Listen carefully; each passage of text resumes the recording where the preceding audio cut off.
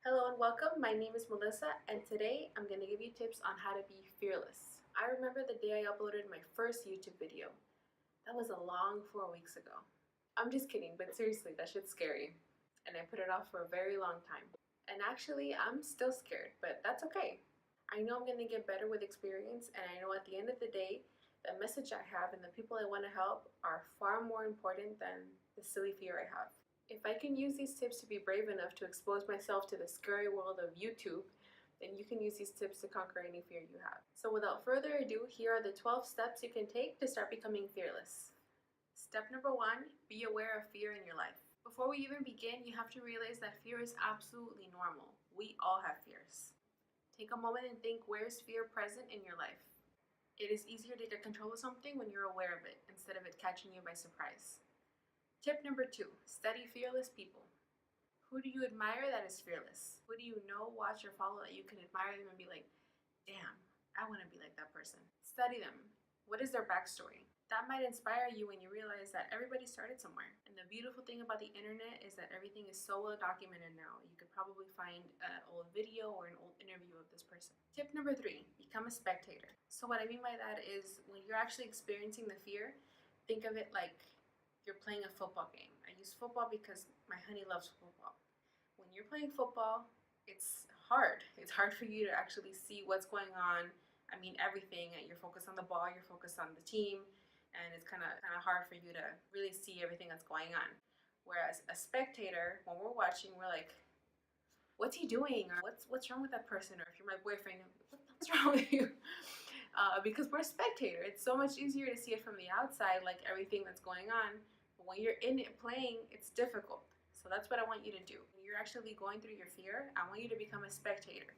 Just take a step back and look at it from a spectator point of view and be like, okay, what's going on here? Tip number 4, be okay with looking dumb. Look, that's the price for growing and learning. But then you will learn from it and move on with your life. Your life isn't yours if you constantly care of what others think about you. Tip number 5, practice gratitude. It is impossible for a person to feel two different emotions at the same time. Like, you can't do it. Like, you physically cannot do it. It's not possible. So when you're feeling fear, instead think about what you're grateful for. Think about how you woke up this morning, about the people that you still have in your life, that you were able to do what you did today, because there's a lot of people that didn't wake up this morning. You actually have a lot to be grateful for if you think about it.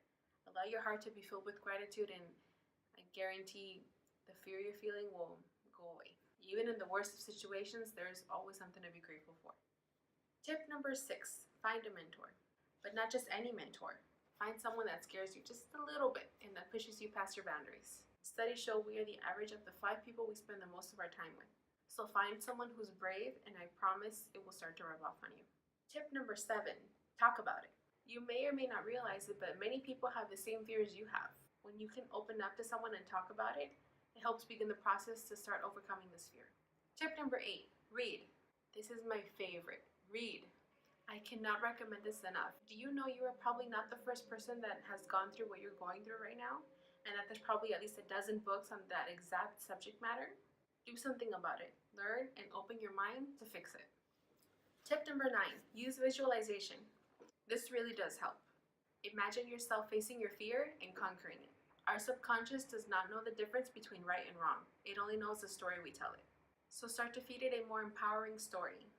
Picture it every day until you start to believe it. Tip number 10, learn to let go.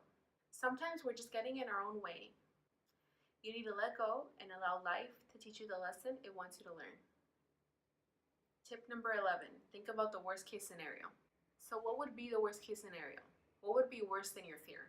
Honestly, whatever you imagine, life will go on. Yeah, you may be embarrassed or ashamed or even a little hurt, but then eventually people will forget about it.